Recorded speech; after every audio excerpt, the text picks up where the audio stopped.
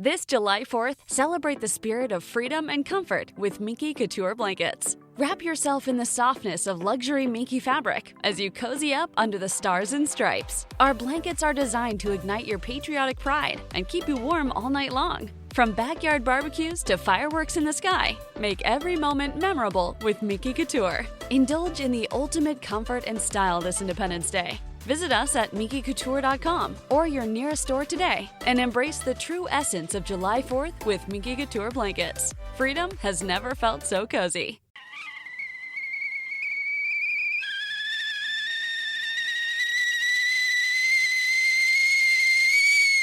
Timothy, put the Kettel on!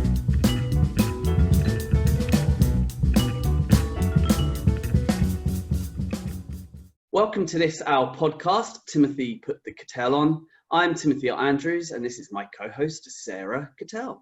Hello. Timothy Put the Kettel On is a podcast looking at issues within hospitality, solutions, and inspirational stories within the sector. The podcast is shared on all major platforms: iTunes, Google Play, SoundCloud, YouTube, and now Audible. Episode 7, Hospitality Action. Today, we are talking to Jeremy Gibson, who is the marketing director of the charity Hospitality Action. Welcome to the show, Jeremy. Thank you very much. Who are Hospitality Action and what do they do? So Hospitality Action is the benevolent charity for the hospitality industry, and we've been around for nearly 200 years. We've kind of risen in prominence recently, but Hospitality Action has always been the industry safety net. Predominantly, we're a grant-making organisation, so we provide grants to people when life's taken a wrong turn, and that's often as a result of physical illness. It could be as a result of being a victim of domestic violence, or it could be just people are a bit down on the luck, as has been the case recently. We also are involved in providing mental health provision. So we have an employee assistance program, which is effectively a kind of an employee care package that an operator can subscribe to. And within that package, they have access, all their employees have access to expert counselling, legal advice, debt advice, and things like that. More recently, prior to COVID, we've also been making more inroads into the mental health space.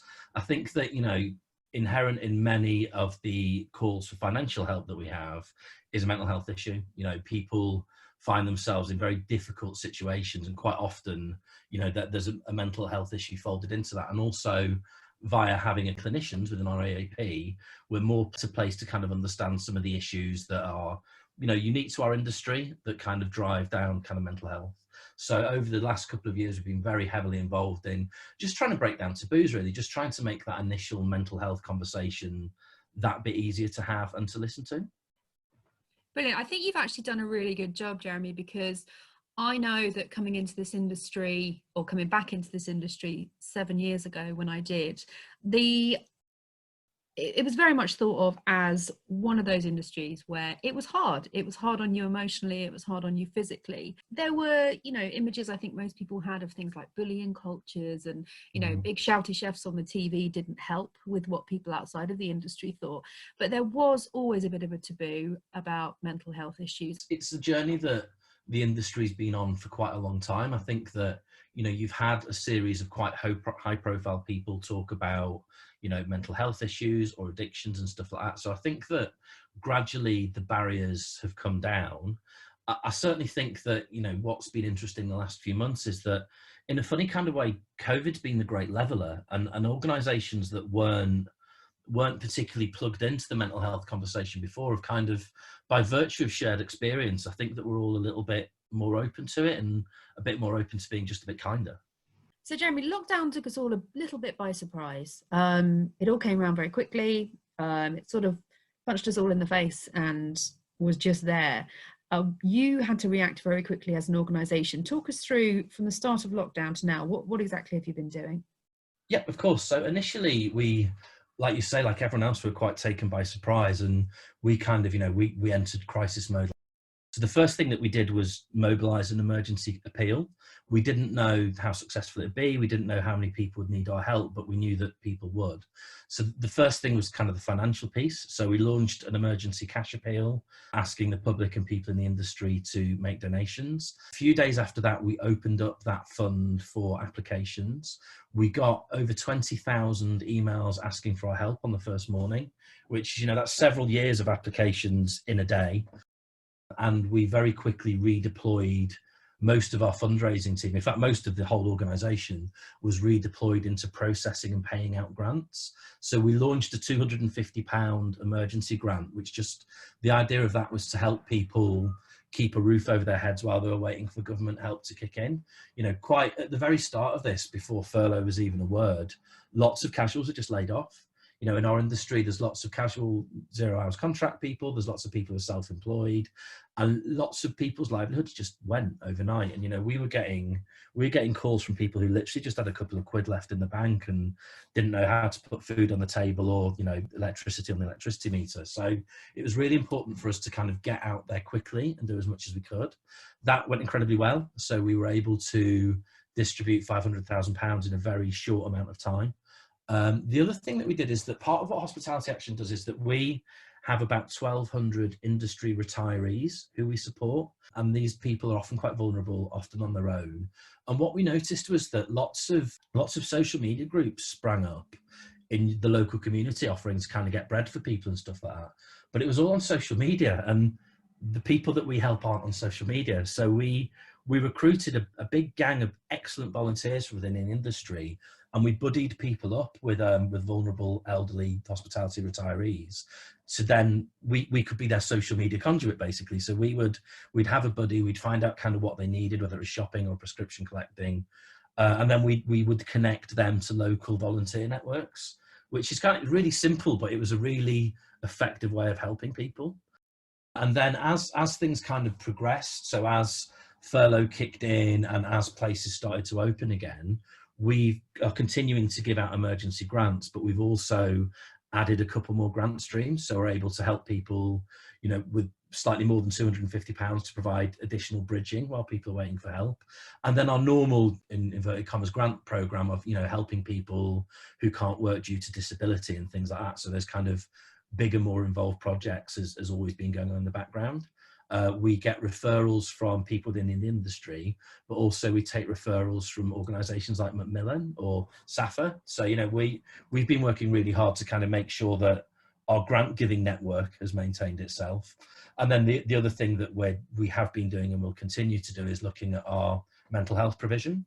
We're working on some resources for both managers, leaders and staff who are going to be going through redundancy processes. So just trying to one of the things that we're really concerned about is the mental health impact on the HR person or the manager of having to let potentially some of their really good friends go. And, that's really hard. And in some organisations, those cuts are quite far reaching. So we're really mindful of the mental health of the person having to do that. What are some of the issues that the hospitality industry is facing right now?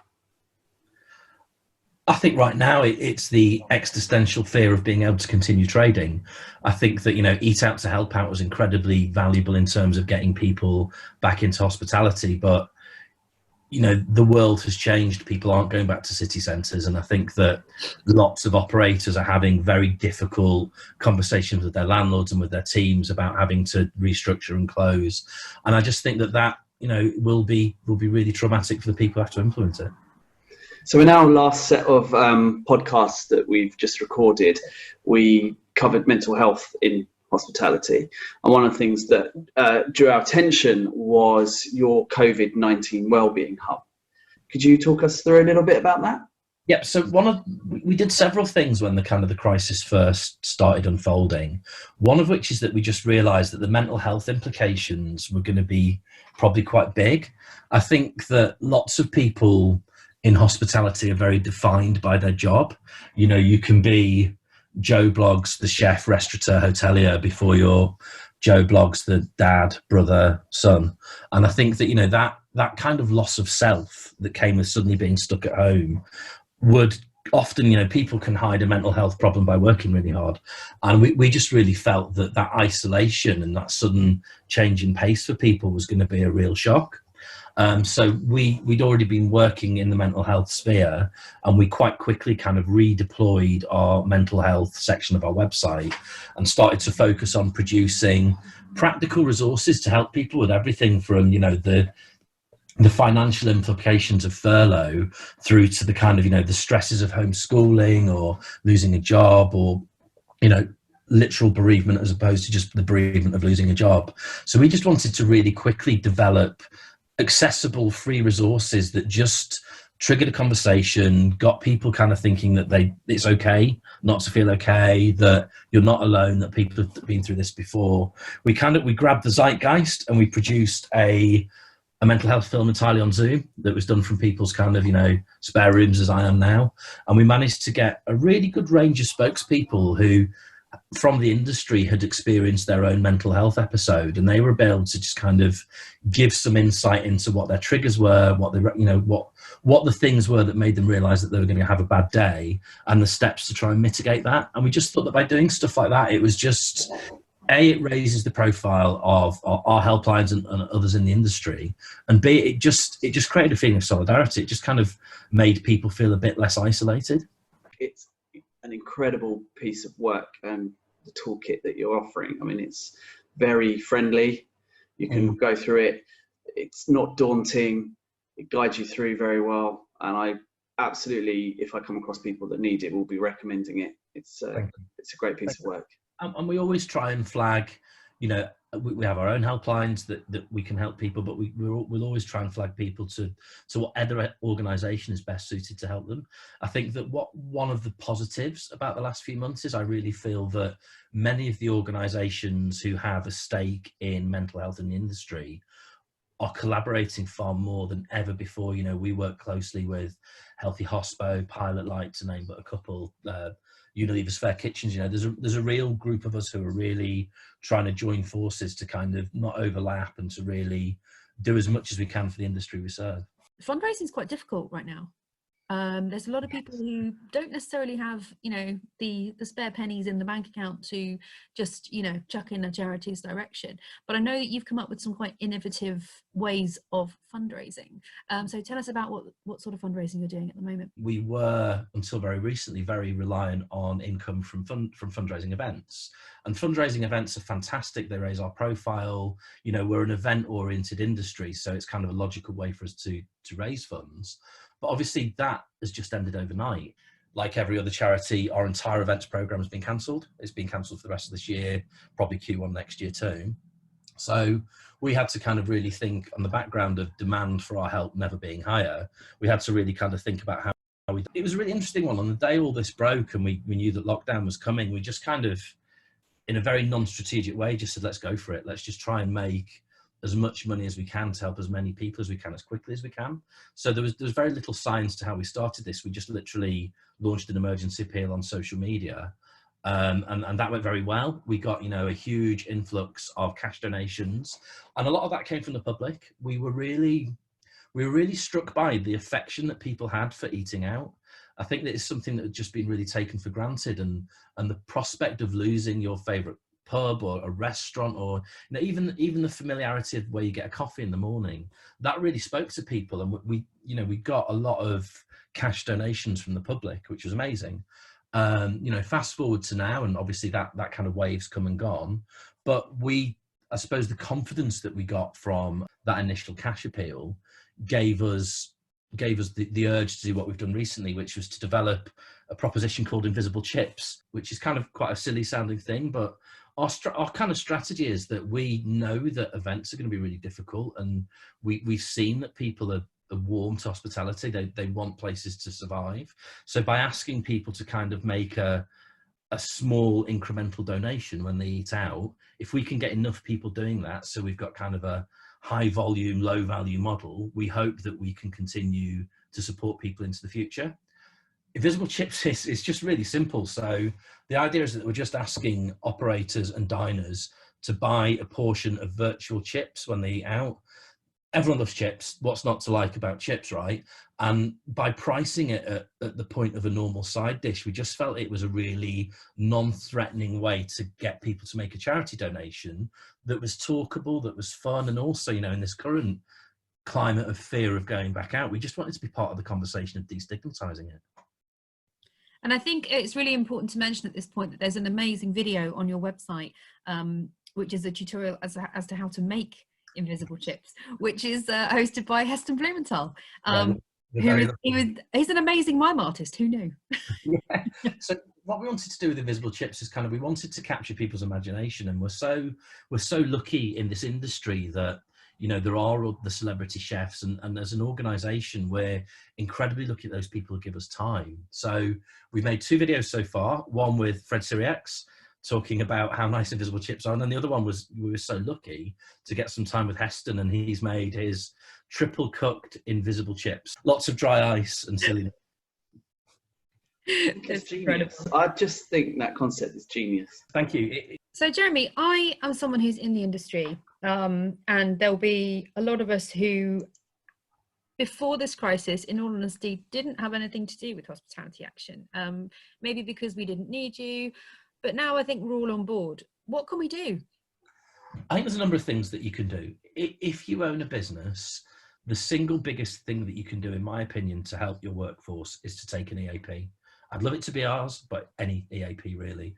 I think that by having an employee assistance program, you know, ours is £5.50 per employee per year. It's not wildly expensive. I just think that it's the easiest and quickest way that you can put in a safety net. An employee assistance program, EAP, is a package of services that anybody within an organization can access. So it's predominantly accessed on the telephone or online, and it puts employees in touch with trained counsellors to deal with lots of different issues. So the full kind of spectrum of mental health issues, you know, addiction, suicidal feelings, and things like that.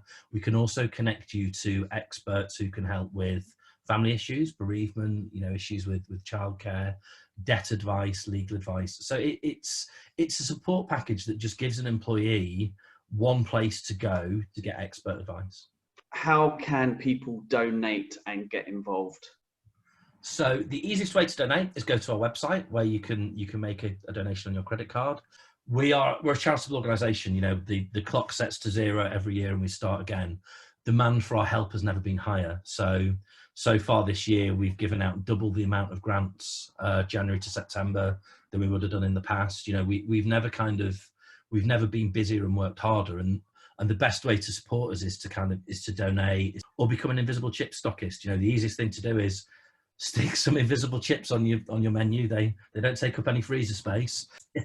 Start sharing, start following, talk about invisible chips, share our videos. And you know, if you do have a friend or colleague in the industry who you're worried about, then put your arm around their shoulder and send them our way. Visit hospitalityaction.org.uk. You'll also find the number for our helpline. So our helpline is available 24/7 with trained counsellors, and we can either help you on the spot or refer you into somebody that can. Yeah, we're really delighted to be able to share your stories and let people know about all the good that you're doing. So Thank you. Keep it up. Thank you. Thanks, Jeremy. Excellent. Cheers, folks. So if you are struggling right now and you do need some help, Call Hospitality Action on 0808 802 0282, and the website is hospitalityaction.org.uk. thank you for listening. Please share, subscribe and like. We look forward to you joining us in the next episode of Timothy, Put the Kettel On, available on iTunes, SoundCloud, Google Play and YouTube.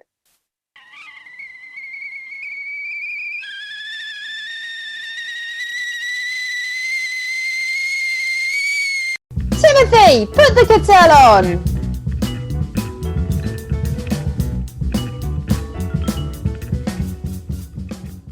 The coolest way to get through the summer heat is with a $69 AC tune-up from Vernon, the heating and cooling specialist. $69 to make sure your air conditioning is working at peak cooling. Vernon, the heating and cooling specialist. The name says it all, because when you focus only on heating and cooling for 43 years, well, you get really good at it. And summer heat is when Vernon can show you how good with their $69 AC tune-up. Vernon, the heating and cooling specialist. Online at vernonheating.com.